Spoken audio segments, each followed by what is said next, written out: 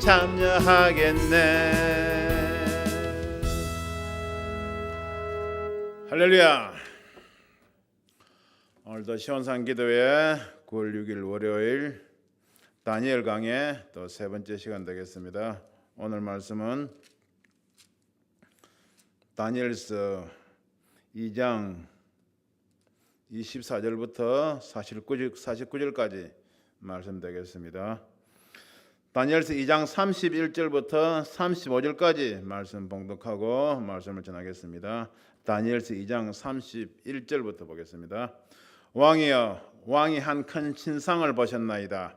그 신상이 왕의 앞에 섰는데 크고 광채가 턱심하며 그 모양이 심히 두려우니 그 우상의 머리는 정금이요 가슴과 팔들은 은이요 배와 넓적다리는 놋이요 그 종아리는 철이요 그 발은 얼마는 철이요 얼마는 진흙이었나이다. 또 왕이 보신즉 사람의 손으로 하지 아니하고 떠인 돌이 신상의 철과 진흙의 발을 쳐서 부서뜨리며 때 철과 진흙과 놋과 은과 금이 다 부서져 여름 타작마당의 겨같이 되어 바람에 불려 간 곳이 없었고 우상을 친 돌은 태산을 이루어 온 세계에 가득하였었나이다. 아멘. 말씀 위해서 기도드립니다. 할렐루야. 하나님 아버지, 부족한 종을 통하여 또 다니엘서 예언의 말씀을 전하게 하심을 감사드립니다. 이 시간 하늘 문을 활짝 열어주시옵시고 부족한 종의 입술을 성결케 하시고 대언의 영으로 충만케 하여 주옵소서. 말씀을 선포할 때 하나님의 신이 성령의 역사하시고 주님의 피가 뿌려지는 놀라운 역사가 나타나게 하여 주옵소서. 성령이 나타나신과 능력으로 전하기를 원하며 예수 그리스도 이름으로 기도합나이다. 아멘. 지난 시간에 느부갓네살 왕이 꿈을 꿨는데 술사들과 설객들과 박사들을 다 모아놓고는 꿈 이야기도 안 해주고 꿈도 알아맞히고 해석도 하라고 하는 아주 특이한 지시를 내렸습니다. 아무도 못 맞추고 당하고 있으니까 왕이 뭐라고 명령을 내렸습니까? 전부 다 가서 왕이 이로 인해 진노하고 통분하여 바벨론 모든 박사를 다 멸하라 명했죠. 그러니까 이 불똥이 다니엘과 그 세 친구에까지 튀었는 겁니다. 그러니까 다니엘이 왕의 시대장관 아리옥을 불러가지고 내가 다 알아맞힐 테니까 잠깐 기한을 달라 하게 하죠. 그냥. 그래서 왕께 구하기를 기한하여 주시면 왕의 그 해석을 보여드리겠다 하니까 왕이 기한을 주니까 오자마자 바로 다니엘의 세 친구와 함께 누구에게 하나님께 기도를 하죠. 그러니까 원래 하나님께서 하나님으로부터 지혜와 청명과 이상과 몽조의 그런 은총을 다 받고 있던 다니엘에게 하나님께서 느부갓네살 왕의 꿈도 보여주시고 그 해석도 다 알게 하셨죠. 그러니까 그런 다음에 이제 오늘 본문이 시작되는 겁니다. 그러니까 이에 다니엘이 24절입니다. 왕이 바벨론 박사들을 멸하라 명한 아리옥에게로 갔어. 그냥 하나님을 다 이제 받고 이상으로 다 받고 그에게 이같이 이르되 바벨론 박사들을 멸하지 말고 나를 왕의 앞으로 인도하라. 왕의 앞으로 인도하라. 애꿎은 박사들과 술사들, 술객들 죽이지 말고 그냥 왕의 앞으로 인도하라 나를.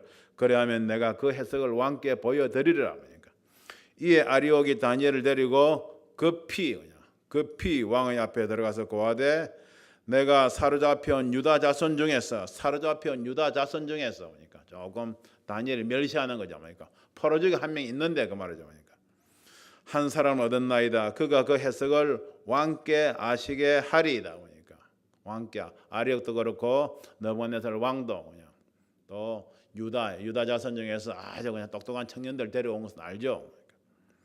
26절에 왕이 대답하여 벨드사사르라 이름한 다니엘에게 이르되 내가 얻은 꿈과 그 해석을 내가 능히 내게 알게 하겠느냐. 그러니까 다니엘의 목숨이 걸린 겁니다. 그러니까 27절에 다니엘이 왕 앞에 대답하여 가로되 왕의 물으신 바 은밀한 것은 박사나 술객이나 박수나 점장이가 능히 왕께 보일 수 없어대. 그러니까 왕의 꿈과 그 해석은 왕의 주변에 있는 측근들, 왕이 그냥 다 데리고 있는 그 문무백관들은 아무도 알 수가 없다. 그냥 담백히 이야기를 하죠. 그러면서 28절에 오직 은밀한 것을 나타내실 자는 하늘에 계신 하나님이시라. 할렐루야. 그러니까 먼저 하나님께 영광을 돌리는 겁니다.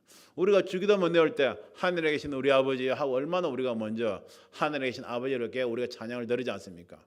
늘 우리 입으로는 그렇게 고백을 하는데 실상 우리 일상적인 삶에서 무슨 사건이 터지거나 무슨 일이 생기면 하나님 앞에 물어보기 전에 우리가 얼마나 그냥 자기가 가지고 있는 생각과 상식과 판단력과 뭐 여러 가지 재물로 그냥 해쳐버리는 뭡니까 이거 그걸 해결하는 경우가 많이 있죠. 그러니까 늘 그냥 우리가 하나님 아버지 앞에 물어보기는 어려울지 몰라도 그냥 하나님 앞에 물어보는 그런 습관을 먼저 가지는 그냥 저와 여러분들 되기를 바랍니다. 그러니까 저도 그런 일이 부족하죠. 그러니까 하늘에 계신 하나님이시라 그가 느부갓네살 왕에게 후일에 될 일을 그냥 알게 하셨나이다. 후일에 마지막 때라. 왕의 꿈 곧 왕이 침상에서 내 속으로 받은 이상은 이러하니다. 왕의 꿈 곧 왕이 침상에서 내 속으로 받은 이상은 이러하니다. 여기는 보니까 하나님께서 내 속에 그 꿈을 집어넣어 주셨다는 것을 암시하고 있죠. 그러니까 29절입니다. 왕이여 왕의 침상에 나가서 장래일을 생각하실 때 그래도 바벨론 큰 제국을 다스린 한 왕이니까 얼마나 생각이 많겠습니까? 그러니까 느부갓네살 왕이 늘 침상에서 왕 나라를 어떻게 다스릴까, 그러니까 어떻게 될 것인가 늘 고민을 하고 있었겠죠.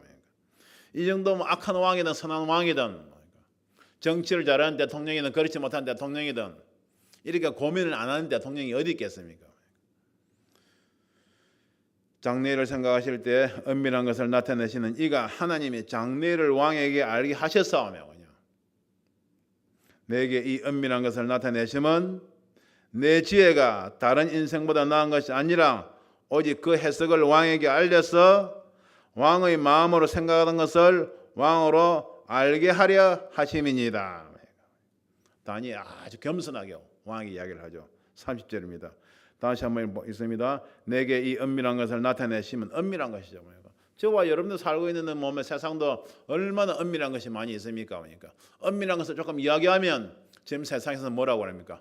음모론이다. 그러니까 가짜 뉴스다 그러죠. 그러니까 점점 살아가다 보면 음모론이 진실로 그냥 밝혀질 때가 많이 있죠. 그냥 미국의 그냥 9.11 사태, 쌍둥이 빌딩 사건이 나오니까 그죠? 그러한 것들 누구누구에 의해서 그냥 처리된 것이다. 그 당시에는 몇 년 동안 다 음모론이라고 그랬죠. 그렇지만 세월이 지나게 되면 다 밝혀지는 겁니다. 그러니까 이 세상의 모든 그냥 은밀한 것을 다 밝히시는 분은 오직 주님 하나님 아버지신 것을 믿으시길 바랍니다. 그러니까 하나님과 어린 양의 보좌 앞에 가보면 뭡니까? 수정 같은 유리바다가 있습니다. 유리바다. 거기 이 세상의 모든 것이 다 비추어지죠. 그러니까 그것을 통해서 들여다보게 되면 이 세상의 모든 모습이 다 보인다고 합니다. 그러니까 천국에 갔다 오신 분들 간증을 들어보게 되면 그냥 하나님 앞에는 감출 것이 없죠. 그러니까 세상의 일뿐만이 아니고 저와 여러분들의 마음속 깊숙한 곳까지도 하나님 앞에서는 감출 수 없다는 것을 여러분들 늘 깨닫고 우리 마음 깊숙한 곳에 있는 것을 늘 우리가 기도를 통해서 주님 앞에 내어놓는 그런 습관을 회개기도를 늘 드리는 저와 여러분들 되길 바랍니다. 내 지혜가 다른 인생보다 나은 것이 아니라 내가 똑똑한 것이 아니라 겸손한 모습을 보이죠. 그러니까 오직 그 해석을 왕에게 알려서 왕의 마음으로 생각하던 것을 왕으로 알게 하려 하심이니이다. 그러니까 왕에게 알게 하기 위해서 하나님께서 이렇게 역사하셨다는 것을 이야기하는 거죠. 이제 드디어 꿈 이야기를 합니다. 31절에 왕이여 왕이 한 큰 신상을 보셨나이다.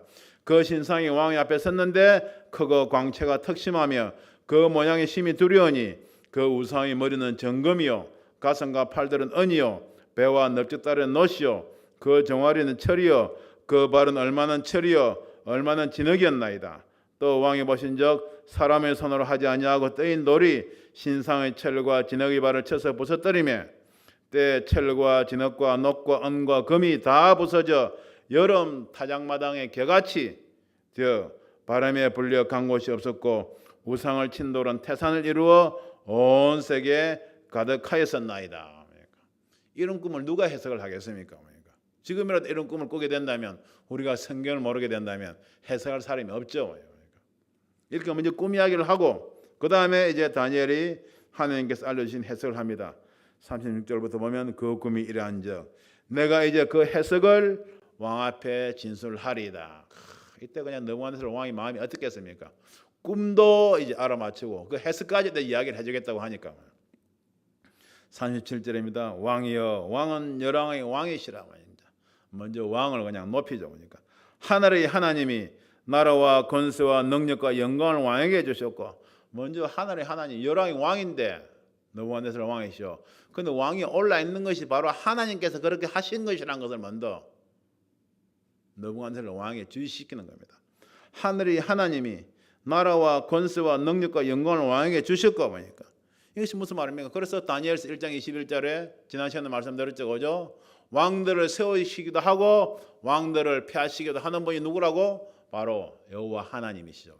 그러니까 세상의 주권자, 세상 권세의 주권자는 아버지 하나님이심을 여러분들 믿으시길 바랍니다. 그러니까 이것이 옛날에만 그렇습니까? 그렇지 아니죠. 그러니까 내년 고점 대통령 선거하는 겁니다. 그러니까 누가 대통령, 어떤 대통령을 세울지 다 아버지 하나님의 손에 달린 겁니다. 우리가 투표를 통해서 하는 것 같지만 결국은 우리가 얼마나 하나님을 사랑하는가, 얼마나 하나님 나라를 사모하고 있는가, 아니면 우리가 얼마나 우리 민족이 얼마나 큰 하나님의 지하 가운데 있는가, 하나님을 멀리하는 하나님을 대적하는 지하 가운데 있는가, 모든 것이 다 복합적으로 다 작용되어서 결과가 아버지 하나님 앞에 올라갈 때 모든 결정은 아버지 하나님께서 하시고 또 나라를 다스릴 그런 지도자를 세우신 줄 믿으시기 바랍니다. 그러니까 특히 이게 다음부터 다니엘서 강의하면서 나오게 되는데 바벨론에서 헬라로 넘어갈 때, 바벨론에서 페르시아로 넘어갈 때, 또 페르시아에서 헬라로 넘어갈 때,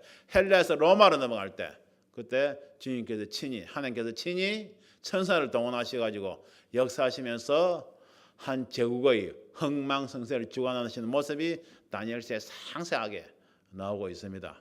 기대하시기 바랍니다. 중요한 것은 우리가 투표하는 것 같지만, 우리가 대통령을 뽑는 것이 아니고 뽑는 것 같지만 실상 한나라의 지도자 대통령을 세우는 것은 하나님의 주권 권세에 달려 있다는 것을 꼭 기억하시기 바랍니다. 그러니까 우리가 어떻게 해야 됩니까?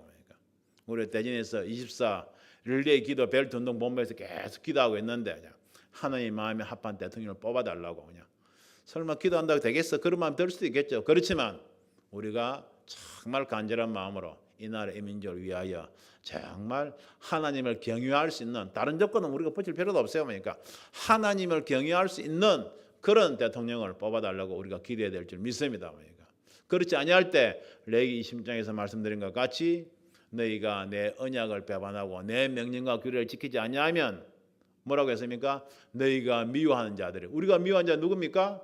인간적으로 미워하는 것이 아니죠. 무슨 말입니까? 하나님이 없다 하는 자들이 너희들을 다스릴 것이며, 그렇지 않습니까? 지금 대통령들이 그냥 대통령 후보들 나와서 그냥 뭡니까? 대선 그 공약을 발표를 하고 있는데 그 내용을 보면 알 수 있지 않습니까? 그 내용을 살펴보면 하나님의 뜻에 맞는 그런 공약 내용들인지, 아니면 그냥 백성들의 소리에만 그냥 백성들이 귀만 간지럽게 하고 그냥 백성들의 귀에만 좋은 소리로만 하는 그런 공약인지 잘 분별하는 저와 여러분들 되길 바랍니다. 하나님을 경외하는, 정말 하나님을 마음 중심에서 경외할 수 있는 그런 사람이 우리나라의 지도자가 되게 해달라고 기도해야 될 줄 믿습니다. 그래서 느부갓네살 왕이 이야기합니다. 하늘의 하나님이 나라와 권세와 능력과 영광을 왕에게 주셨고 인생들과 덜짐승과 공중의 새들 어느 곳에 있는 것을 물은하고 그냥 그것들을 왕의 손에 붙이사 다 다스리게 하셨으니까, 왕이 잘나가지고 왕이 힘이 세가지고 전부 다 왕의 말을 듣는 것이 아니고 하나님이 전부 다 왕의 손에 붙여서 허락하셨기 때문에 왕의 명령에 순종한다는 것이라는 것을 이야기하는 것이죠. 그러면서 왕은 곧 그 건머리이다. 신상을 받는 신상의 머리가 건머리였지 않습니까? 왕은 곧 건머리이다. 그러니까 건머리는 무슨 뜻입니까? 바로 느부갓네살 왕이 다스리는 바벨론 왕국이란 말이죠. 바벨론 왕국이 언제까지 있습니까? BC 606년부터 BC 536년, 약 70년간 바벨론 제국이 다스렸죠. 그런데 또 나옵니다. 왕의 후에 왕만 못한 다른 나라가 일어날 것이요. 왕의 후에 왕만 못한, 그러니까 바벨론도 끝이 있다는 겁니다. 그러니까 왕의 후에 왕만 못한 다른 나라가 일어날 것이요. 다른 나라 뭡니까? 어떤 나라입니까? 바로 메데바사 페르시아 제국이죠. BC 536년부터 BC 330년까지 한 200년 동안 계속된 페르시아 제국이죠. 그런 다음에 또 뭐라고 합니까? 셋째로 또 녹 같은 나라가 일어나서 온 세계를 다스릴 것이죠. 이건 페르시아 다음에 일어날 바로 헬라 제국을 의미하는 겁니다. 헬라 제국. 온 세계를 다스리게 될 헬라 제국 보니까 그리스 문화 그냥 오리엔트 헬레니즘을 통해서 그냥 세상에 그냥 여러 가지 인본주의 철학을 많이 그냥 배포했던 그런 헬라 제국. BC 330년에서 학 BC 100년까지 보니까 한 230년 정도 이 세계를 다스렸던 알렉산더 대왕 헬라 제국을 이야기하자 보니까. 그 다음에 넷째 나라는 강하기가 철과 털이니 철은 모든 물건을 부서뜨리고 이기는 것이라 철이 모든 것을 부수는 것 같이 그 나라가 문나라를 부서뜨리고 빠을 것이며 첫째, 둘째, 셋째보다 더 강한 나라가 일어날 같이 이야기를 하는 겁니다. 이 나라가 바로 로마 제국이죠. 그냥 철같이 강한 왕국이며 많은 나라를 정복하게 될 것이고 로마 제국이요. BC 100년 이전부터 생겨서 그 다음에 서로마 동로마 분열된 다음에 그 다음에 뭡니까 서로마가 먼저 멸망하고 동로마가 언제 멸망합니까? 1400년대 멸망하게 되죠. 얼마나 오랫동안 그 로마 제국의 정신이 세계를 그냥 거의 1000년 가까이 지배해왔지 않습니까? 끝났습니까? 아니죠. 지금도 실상은 로마 시대를 지배했던 주관했던 그 정신이 지금도 전 세계를 다 주관하고 있다고 해도 과언이 아니죠. 보니까 유럽을 지배하고 있는 그런 정신이라든지 보니까 전부 다 그렇죠. 그러한 것이 어떤 사상적으로 정신적으로 영적으로 쉽게 말해서 로마 시대를 지배했던 그런 어제 영적인 어떤 그런 것이 지금도 전 세계를 다 지배하고 있다고 해도 과언이 아니죠. 그런 것이 어떤 영적인 흐름인 겁니다. 그러니까 그 속에서 어떻게 됩니까? 41절을 보게 되면 왕께서 그 발과 발가락이 얼마나 토기장의 진흙이여 얼마나 체린 것을 보시선적. 그러니까 철로 된 나라 로마 제국 다음에 나온 것이 바로 발가락, 열 발가락인데 어떻게 되어 있다고 했습니까? 철과 진흙으로 섞여 있다고 그랬죠. 그러니까 섞여 있는데 뭐라고 했습니까? 그 나라가 나눌 것이며 로마가 나눠 있죠. 그러니까 왕께서 철과 진흙이 섞인 것을 보셨은적 그 나라가 철의 든든함이 있을 것이나 그 발가락이 얼마나 철이 얼마나 진흙인적 그 나라가 얼마나 든든하고 얼마나 부서질 만한 것이며 그냥 강한 것도 있고 또 부서질 만한 것이며 그럼 뭐라고 합니까? 43절에 왕께서 철과 진흙이 섞인 것을 보셨은적 그들이 다른 인종과 서로 섞일 것이나 피차에 합하지 아니함이 철과 진흙이 합하지 않은 것 같으리이다. 마지막 때 지금 열 발가락 철과 진흙 섞이지 않은 열 발가락으로 된 철과 진흙으로 된 열 발가락은 로마 시대 위에 흘러와서 지금 마지막 때를 지금 마지막 때 우리가 살고 있는 이 세대를 지금 이야기하고 있죠. 이야기하고 있는데 뭐라고 했습니까? 지금 피차에 합하지 아니함이 철과 진흙이 합하지 않은 것 같으리라. 그러니까 이거 지금 우리나라가 그냥 뭡니까 국제 정상에 나타나고 있는 모습은 어떻게 나타나고 있습니까? 지금 G7이라든지 G20로 나타나고 있죠. 보니까 뭐 미국, 러시아, 그다음에 중국 이 열강을 포함해서 나타나고 있죠. 그건 뭐라고 했습니까? 정확하게 피차에 합하지 아니하면 철과 진흙이 합하지 않은 것 같으리라. 로마 시대까지는 각 나라의 각 시대마다 왕이 나서 강력하게 다스렸는데 지금은 그냥 섞이지 아니한 같이 그런 모습을 이 말씀대로 그대로 보이고 있는 것이죠. 그러니까 이것이 마지막 때 계시록가 뭐라고 하고 있습니까? 계시록 13장 1절에 보기는 바다에서 한 짐승이 올라오는데 머리에는 7머리가 있고 또 10뿔이 있더라 그랬죠. 그러니까 바로 그것을 또 사도 요한 선지는 기괴한 짐승으로 보게 되는 겁니다. 이것이 계시록 17장에 가보게 되면 붉은빛 짐승을 탄 여자가 나오죠. 여자가 붉은빛 짐승을 탔는데 붉은빛 짐승의 모습이 어떻습니까? 바로 머리가 7이요 뿔이 10이라 보니까 그러니까 다니엘이 봤던 10뿔 그러니까 10발가락 시대의 나라가 마지막 때는 7머리와 또 10뿔을 가진 기괴한 짐승에 붉은빛 짐승의 모습으로 나오는 것이죠. 그러니까 역사의 흐름이 아까 말씀드린 대로 로마 시대를 지배하던 영적인 흐름이 계속 이어지고 있다고 했습니다. 그리고 분리되는 것이 아니고 하나님이 이끌어 가시는 인간경의 6000년 역사상 그 밑에 흐르고 있는 영적인 흐름은 계속 이어지고 있는 겁니다.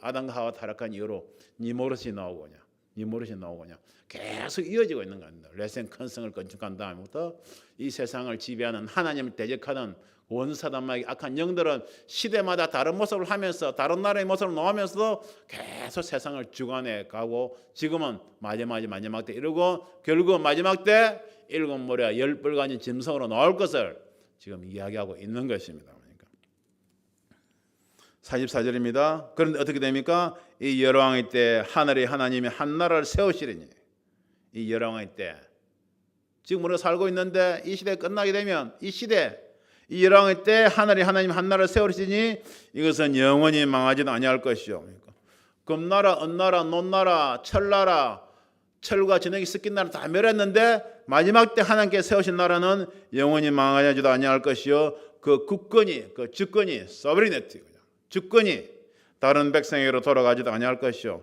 이때까지 나라의 주권이 다 다른 나라로 돌아갔잖아요, 그죠? 그런데 마지막 때 하나님께서 세우신 나라는 국권이 다른 백성으로 돌아가지도 아니할 것이요 도리어 이 모든 나라를 쳐서 멸하고 영원히 설 것이라. 할렐루야, 할렐루야. 이것이 아까 조금 전에 꿈 이야기할 때 이야기했던 것처럼 35절 말씀입니다. 35절 때 철과 진흙과 녹과 은과 금이 다 부서져 여름 타작마당의 겨같이 되어. 그렇죠. 겨같이 되어. 왜 이렇게 된다고 그랬습니까? 바로 왕이 보신 적 34절에 사람의 손으로 하지 아니하고 떠인 돌이 신상의 철과 진흙의 발을 쳐서 부서뜨리며 떠인들 공룡이 떠인들이 와서 강력한 거를 신상을 쳐서 다 부서뜨린다. 바로 그 말이죠. 그러니까 이 떠인들이 누굽니까? 바로 재림하실 예수 그러던 겁니다. 할렐루야. 그래서 베드로전서 4장 3절 말씀에 보기는 2장 4절 5절 말씀에 보면 늘 이거 보배로운 산돌이신 신령한 산돌이신 모퉁이 돌이 되시는 예수 그러더라고 성경 이야기를 하고 있는 겁니다. 이 돌이 주님께 오르셔가지고 이 세상 나라를 이야기했던 이 신상들을 콱 해서 쳐부서뜨릴 때 그 모습이 뭐라고 했습니까? 타작마당의 겨같이 된다. 우리도 알죠. 그냥 타작마당의 겨같이 될 때. 그 가을이 그냥 이제 왔죠. 그냥 가을 되고 추수 때가 되면 그냥 타작마당의 겨같이 그냥 탈곡기로 그냥 트리브레이션 그냥 탈곡기로 곡식을 떨면서 겨는 다 날려버리지 않습니까? 엄청나게 그냥 곡식을 떠들어 패는 거죠. 타작마당의 겨같이 된다고 그랬습니까? 타작마당의 겨같이 표현하는 것들이 마지막에 타작마당이 하나님의 심판을 상징하는 것이죠. 계속 구약의 역사 속에도 타작마당이 바로 하나님의 심판의 장소가 되어서 알곡과 가라지를 구분하는 장소가 될 것을 계속 성경에서 타작마당을 이야기하면서 쭉 이어져 내려오고 있죠. 보니까 먼저 타작마당을 이야기한 것이 우리가 룻기에 나옵니다. 보니까 룻기 보아스가 룻을 만났던 장소가 바로 타작마당이었죠. 보니까 타작마당 곡식을 떠는 그런 마당, 곡식을 줍고 떠는 그런 마당이었죠. 룻기에서 잠깐 보시겠습니다. 룻은 바로 우리 이방 신부들을 상징하죠. 그리고 보아스는 바로 예수님을 상징하죠. 아주 아름다운 장면이죠. 그러니까. 다니엘서 심판 말씀은 계속 전하니까 말씀이 무거울 수도 있겠죠. 그러니까. 그렇지만 룻기 같은 거 읽어보게 되면 정말 우리가 감미롭고 아름다운 장면을 볼 수 있습니다. 할렐루야. 룻기 3장 1절입니다. 룻의 시몬 나오미가 그에게 이르되 이제 룻이 시어머니가 갔다 와 그냥 이방 땅에 갔다가 다 죽고 다시 고향 땅으로 돌아왔죠. 그러니까 어려운 형편입니다. 그런 가운데 이제 나오미 시어머니가 룻에게 그러죠. 내 딸아 내가 너를 위하여 안식할 곳을 구하여 너로 복되게 하여 하지 않겠느냐. 그러니까 며느리를 미워하는 것이 아니고 지극히도 며느리를 사랑하는 시어머니죠. 그러니까 너가 함께하던 시녀들을 둔 보아스는 우리의 친족이 아니냐. 그가 오늘 밤에 타작마당에서 보리를 까불리라. 그러니까 그 타작마당이 뭐 하는 곳입니까? 보리를 까부는 것. 보리는 누굽니까? 바로 하나님 백성들, 주의 백성들을 상징하는 겁니다. 그러니까 까분다는 것은 그러니까 알곡인지 가라든지 구분을 한다. 바로 그 말이죠. 그러니까 그래서 타작마당이라고 이야기하는 겁니다. 타작마당에서 보리를 까부는데 3절에 그런즉 너는 목욕하고 기름을 바르고 의복을 입고 그러니까 가라고 합니다. 목욕하고 기름을 바르고 의복을 입고 이게 무슨 말입니까? 바로 저와 여러분들이 신앙생활하면서 신부 단장하고 있는 모습입니다. 목욕하고 우리는 무엇으로 목욕합니까? 그러니까 세상의 좋은 세제로 목욕하는 것이 아니고 늘 날마다 주님을 신 그런 보혈로 우리가 깨끗하게 씻는 목욕을 하고 있지 않습니까? 그 다음에 기름을 바르고 늘 말씀을 먹으면서 성령의 기름으로 우리가 늘 발라야 되는 겁니다. 그 다음에 의복을 입고 어떻게 됩니까? 깨끗하고 계시록 19장 8절 말씀처럼 깨끗하고 흰 세마포옷을 입고 그렇게 나가는 것이 바로 보혈로 씻고 성령의 기름으로 충분히 준비하고 그 다음에 깨끗하고 흰 세마포를 입고 나가는 것이 바로 신부단장하는 모습이죠. 그러니까 어떻게 신부단장해야 될 것인가를 핵심적으로 그냥 타작마당에서 시어머니가 룻에게 가르치는 모습이죠. 목욕하고 기름을 바르고 의복을 입고 타작마당에 내려가서 그 사람이 먹고 마시기를 다 하기까지는 그에게 보이지 말고 그 사람이 먹고 마시기를 다 하기까 보아스죠. 그냥 보아스. 쉽게 말해 주님이죠. 먹고 마시기를 다 하기까지는 그에게 보이지 말고 그냥 그가 누울 때 너는 그 눕는 곳을 알았다가 들어가서 그 발치 이불을 들고 거기 누우라. 그러니까 그가 너희 할 일을 내게 구하리라. 그러니까 주님 오실 때까지 아주 겸손한 모습으로 있으라는 것이죠. 이렇게 타작마당에서 보아스는 바로 뭡니까? 룻은 바로 주님을 상징하는 보아스를 만나서 보아스와 결혼하게 되죠. 보니까 할렐루야. 그래서 보아스는 룻에게서 오벳을 낳고 오벳은 이새를 낳고 이새는 다윗 왕을 낳으니라. 할렐루야. 그런 거대한 메시아의 그 가게에 들어가는 그런 은혜를 룻은 받게 되는 것입니다. 그것이 바로 타작마당이었죠. 보니까 보리를 까부는 곳 타작마당이었죠. 보니까 또 나옵니다. 보니까 기드온도 양털을 시험할 때 양도 타작마당에서 그냥 양털을 가지고 하나님께 그뭡니까 자기를 부르신 것을 보여달라고 그랬죠. 그러니까 우사도 그랬는데 중요한 것은 우리 사무엘하 한번 보시겠습니다. 다윗이 범죄했을 때 단을 쌓음으로써 단을 쌓아가지고 하나님께 제사를 드림으로 해서 재앙을 그치게 했을 때도 단을 쌓은 것이 바로 타작마당이라고 성경은 정확하게 기록을 하고 있습니다. 우리 사무엘하 한번 보시겠습니다. 사무엘하 24장 사무엘하 24장입니다. 다윗 왕이 이제 나라가 안정되고 조금 힘을 쓸만하니까 자기가 조금 한 것 같은 그런 생각 착각 속에 빠지죠. 그러니까 내가 얼마나 이루었는가 하고 군대 수를 갖다가 한번 세어보고 하는 그런 생각을 하게 되는 겁니다. 그러니까 요압 장군이 그럴 필요가 있나이까. 안세대로 하나님께서 다 알아서 해주실 것인데 뭘 또 그것을 차려고 하십니까 하고 요압 장군이 말리죠. 그래도 그냥 한번 세어보자 하고 자기 애를 들여다내기 위해서 자기가 했다는 걸 조금 계산하고 싶은 그런 마음으로 그냥 하게 되죠. 그러니까 어쩔 수 없이 세어보니까 나중에 하나님께서 갓 선지자를 통해 가지고 너가 조금 교만했구나 하고 하나님께서 다윗을 혼내신 장면, 조금 징계한 장면입니다. 사무엘하 24장 10절을 보게 되면 24장 10절입니다. 다윗이 인구수를 조사한 후에 그 마음에 자책하고 깨닫게 되는 거죠. 여호와께 아뢰되 내가 이 일을 행함으로 큰 죄를 범하였나이다. 여호와의 이제 간구함나니 종의 죄를 사하여 주옵소서. 내가 심히 미련하게 행하였나이다 하니라. 참 다윗은 영특했어요. 너무 머리가 좋아가지고 잠깐 우리 아내를 범하든가 그냥 이렇게 또 죄를 짓지만 금방 깨달으면 금방 깨닫고 돌아오는 겁니다. 돌아오는 것이죠. 그런 다음에 24장 14절을 보면 다윗이 가세게 이르되 내가 공경했도다.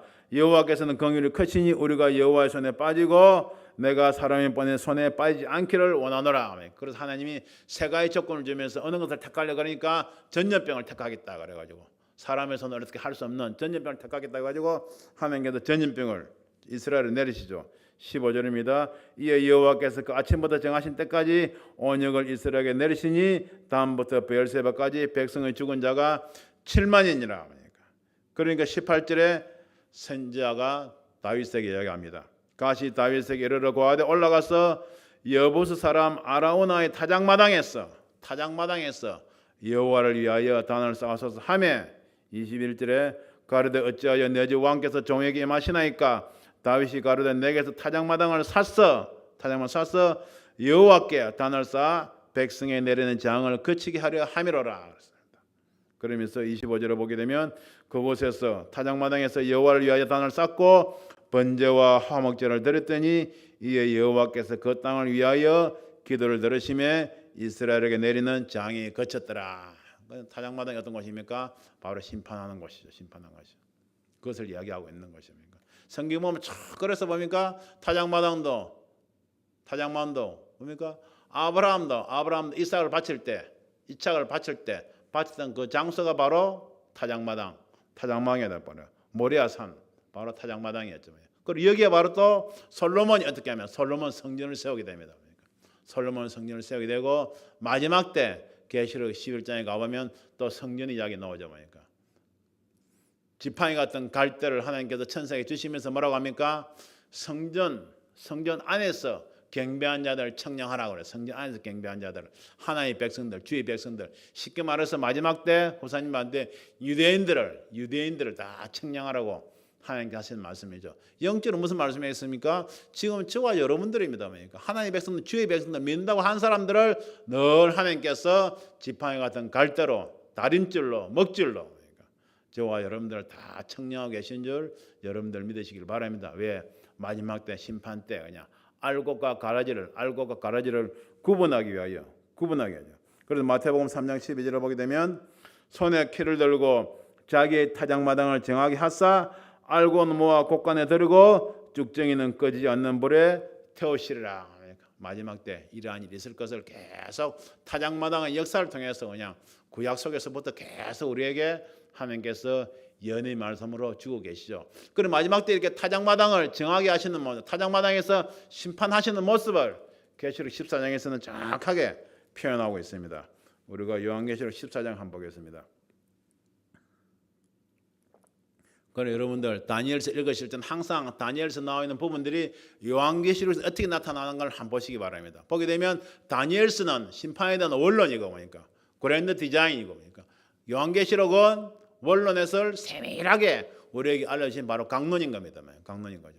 3개월 동안 요한계시록 강론을 말씀을 들었죠 보니까. 그리고 우리 다시 한번 다니엘서 보시면서 늘 요한계시록은 어떻게 표현되는가. 다니엘 하나님은 나의 하나님은 심판주이시다. 그 말씀을 통해서 심판하는 모습을 제가 말씀을 들었죠 보니까. 세밀하게 또 이렇게 계속 심판하는 모습이 다니엘 속에서 나오고 있는 겁니다 보니까. 그런 타작마당을 마지막 때 어떻게 심판하겠습니까? 계시록 14장 14절입니다. 계시록 14장 14절부터 16절을 보게 되면 또 내가 보니 흰 구름이 있고 구름 위에 사람이 아들과 같은 이가 앉았는데 그 머리에는 검멜관이 있고 그 손에는 이한 나사를 가졌더라. 그러니까 주님의 모습이죠. 그러니까 천사장의 모습이라고 해도 뭐 틀림이 없죠. 그러니까 또 다른 천사가 성전으로부터 나와 구름 위에 앉은 이를 향하여 큰 음성으로 외쳐가르되 네 나사를 휘둘러 거두라. 거둘 때가 이르러 땅의 곡식이 다 익었음이로다 하니. 그러니까 흰 구름이 앉은 사람을 주님으로 보게 되면 또 다른 천사가 와서 주님한테 하나님 아버지의 어떤 그런 명령 지시사항을 전달하는 모습이라고 우리가 볼 수가 있죠. 너 낫을 휘둘러 거두라. 거둘 때가 이르러 땅의 곡식이 다 익었음이다 하니 16절에 구름 위에 앉으신 이가 낫을 땅에 휘두르매 곡식이 다 거두어지니라. 구름이 앉은 지가 뭐라고 했습니까? 낫을 땅에 휘두르매 타작마당에 있는 곡식들을 다 거두는 모습이죠. 거둬서 뭐라고 했습니까? 조금 전에 우리가 마태복음 3장 12절 말씀 드린 것 같이 알고는 천국의 가라지는 불 속에 다 집어넣는 그런 때가 점점 다가오고 있다는 것을 우리가 다니엘서 말씀을 통해서 깨닫는 저와 여러분들 되길 바랍니다. 타작마당이 개같이 되어 바람에 불려 간 곳이 없었고 우상을 친 돌은 주님 재림하신 주님은 태산을 이루어 온 세계에 가득하 있었나이다. 35절 말씀이었죠. 이것이 바로 요한계시록 11장 15절에서는 뭐라고 했습니까? 제가 제일 좋아하는 성경 구절. 여러분들 같이 한번 따라 보시겠습니다. 세상 나라가 우리 주와 그 그리스도의 나라가 되어 그가 세세토록 왕노릇 하시리라 하니까 할렐루야 하니까 주님께서 다스리시고 왕노릇 세세토록 왕노릇 하실 그 날에 들어가서 주님 옆에서 같이 왕노릇 하는 것이 저와 여러분들의 인생의 목적이고 목표가 되시길 주님 이름으로 축원드립니다. 계시록 2장 4절에 정확하게 기록을 하고 있지 않습니까? 또 내가 보니 보좌에 심판하는 권세를 받은 이가 앉아있고 하나님 보좌 앞에 어린 양의 보좌 앞에 심판하는 권세를 받은 사람들 앉아있다 그 말입니까? 누구였습니까? 믿음의 선진들이죠. 그리고 휴거 신부들이죠. 또 누가 앉아있습니까? 하나님 말씀과 예수의 증거를 가지고 순교한 영혼들이 그냥 피를 뿌린 영혼들이 앉아있고 또 대화환란 가운데 짐승과 그의 우상에 경배하지 아니하고 그냥 경배하지 아니하고 표를 바치지 아니하고 믿음을 지킨 자들이 살아서 그리스도로 더불어 천년 동안 왕노릇 하리라. 할렐루야. 할렐루야. 꼭 그 자리에 다 들어가는 저와 여러분들 되길 바랍니다. 그런 나라가 오고 있다는 겁니다. 오고 있다는 겁니다. 이것을 이사야 선지자도 이야기했죠. 이사야 11장 19절에 보면 여호와를 아는 지식이 물이 바다를 덮은 같이 온 세상에 충만하리라. 지금 마지막 날 살아가고 있으니까 하나님에 대한 지식, 예수에 대한 지식을 세상은 다 없애고 있지 않습니까? 성경도 다 없애버리고 예수를 이름 다 없애버리고 있지 않습니까? 그렇지만 주님께서 오시게 되면 여호와를 아는 지식, 예수 그리스도를 아는 지식이 온 세상에 충만할 그때가 온다는 것입니다. 그때 오게 되면 누구를 하나님께서 왕으로 다스릴 자로 삼으시겠습니까? 이사야서 32장 1절 말씀처럼 보라 장차는 왕이 일어나서 의로 통치할 것이요 의로 방백들이 정사로 공평으로 정사할 것이며 그래서 누구와 함께 다스리겠습니까? 바로 여호와를 안 지식이 충만한 사람. 여기 지식처럼 아는 것이 아니고 여호와 하나님의 말씀대로 사는 사람이죠. 그리고 예수 그리스도 하나님 주님의 계명대로 사는 사람을 함께 아버지 하나님께서 주님께서 같이 다스린다는 겁니다. 그리고 주님께서 요한복음 15장 말씀에 뭐라고 하십니까? 내가 아버지의 계명을 지켜 아버지의 사랑 안에 거하는 같이 너희도 내 계명을 지켜 내 사랑 안에 거하라고 주님께서 말씀하신 겁니다. 그리고 요한계시록 3장 말씀에도 내가 이기고 아버지의 보좌에 앉은 것처럼 이기는 너희도 내 보좌에 주님 보좌 어떤 보좌입니까? 바로 천년 동안 그리고 세세토록 왕노릇할 그 보좌죠. 이기는 너희도 내 보좌에 함께 앉게하여 주리라. 어떤 사람들 이기는 사람들 믿음을 가지고 하나님의 말씀을 가지고 예수 그리스도의 증거를 가지고 그 말씀대로 살아가면서 세상을 이기는 사람들을 주님 보좌에 함께 앉게 주겠다고 우리에게 그런 소망의 말씀을 주신 것입니다. 할렐루야. 그 말씀을 꼭 붙잡는 저와 여러분들 되길 바랍니다. 46절입니다. 이렇게 다 해석을 해주니까 보니까 45절부터 보겠습니다. 다니엘 3장 45절, 2장 45절 마무리합니다. 왕이 사람의 손으로 아니하고 산에서 떠인 돌이 주님이라고 말씀드렸습니다. 철과 놋과 진흙과 은과 금을 부숴뜨린 것을 보신 것은 이 세상 나라를 다 봤지 않습니까?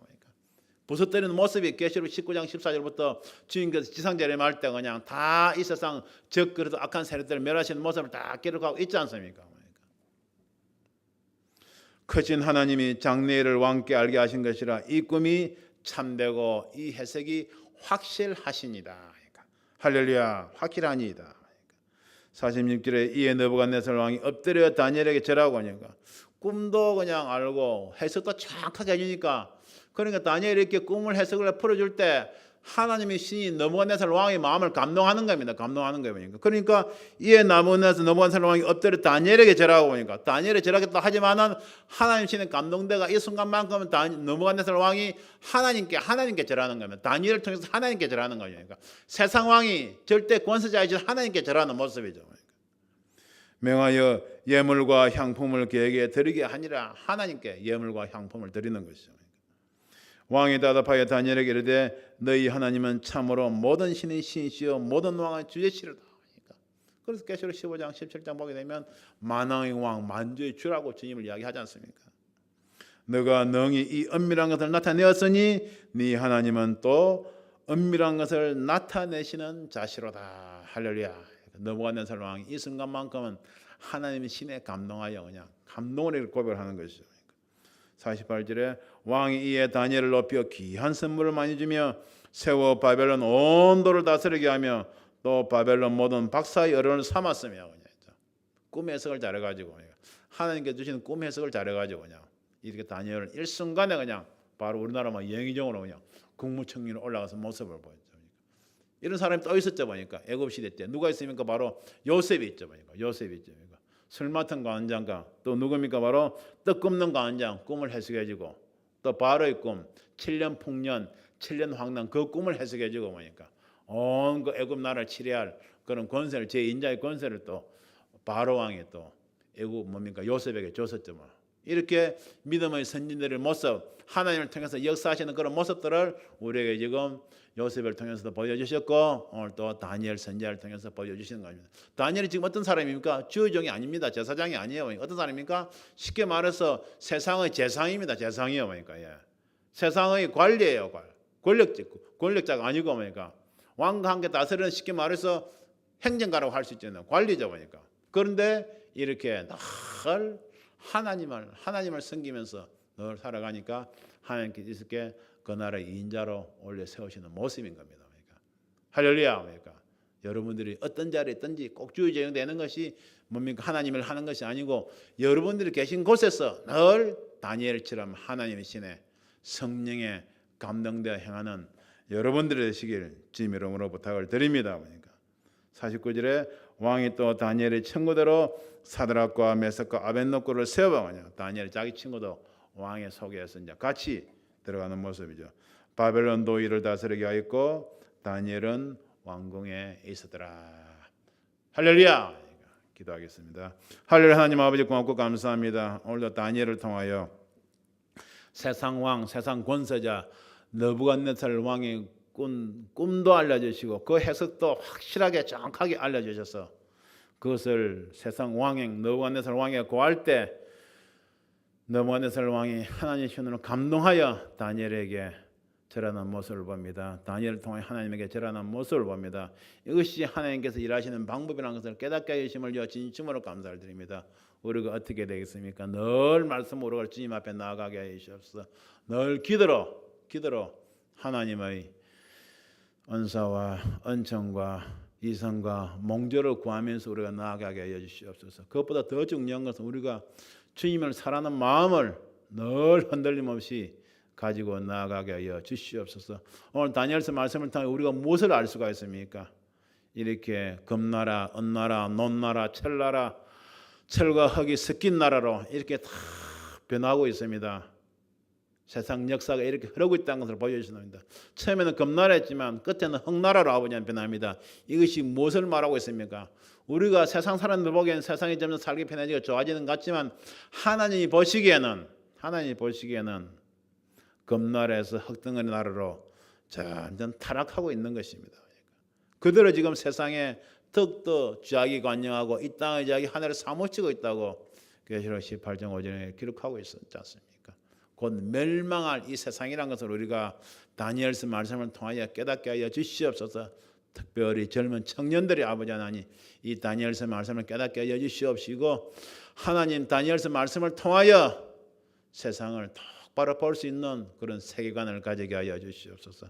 하나님의 말씀을 가지고 살아갈 수 있는 그런 가치관을 가지게 하여 주시옵소서. 하나님의 말씀으로 세상과 우주를 바라볼 수 있는 그런 우주관을 갖추게 하여 주시옵소서.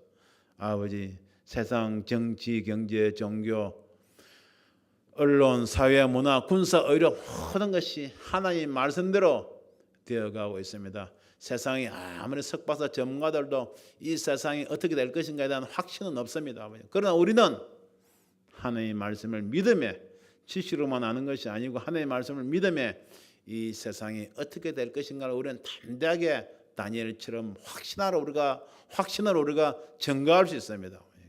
어느 날 떠인돌이 아버지 하나님 이 세상을 칠 것인데 아버지는 그때가 되면 주님께서 다스리신 나라가 됩니다. 그 나라의 주인과 함께 들어갈 수 있도록 주의 백성으로 우리가 부끄럽지 않게 살아갈 수 있도록 우리를 붙잡아 주시옵소서. 감사드리며 예수 그리스도 이름으로 기도하옵나이다. 아멘. 할렐루야. 감사합니다. 또 계속해서 기도의 동영상에 따라서 또 우리가 그 제목에 따라서 또 우리가 기도해 주시기 바랍니다. 특별히 기도할 때 또 우리가 하나님이 통치하신 나라 속히 이루소서 하는 기도 제목이 있습니다. 이것이 그냥 여러분들 기도하실 때 물론 우리가 나라 민족을 위해서 기도합니다. 특별히 또 여러분들 개인 문제 놓고 또 열심히 기도하시기 바랍니다. 그런데 기도하는 가운데서도 가장 하나님께서 기쁘시게 받으시는 기도는 어떤 기도겠습니까? 하나님의 구속의 역사, 이사야서 14장 말씀처럼 하나님의 경영 계획을 이루어드리는 그런 기도를 드리는 것을 하나님 아버지께서는 기뻐하십니다. 그것이 바로 다니엘이 드렸던 기도입니다. 이런 그런 기도 내용을 제가 자세하게 또 말씀을 드릴 것인데 하나님이 다스리시는 나라, 하나님이 통치하시는 나라, 그 나라를 속히 이루게 하여 주시옵소서 하고 그런 기도를 꼭 여러분들 간절하게 들으시길 주님의 이름으로 부탁을 드립니다. 주여 세 번 부르고 우리가 같이 기도의 동상에 따라서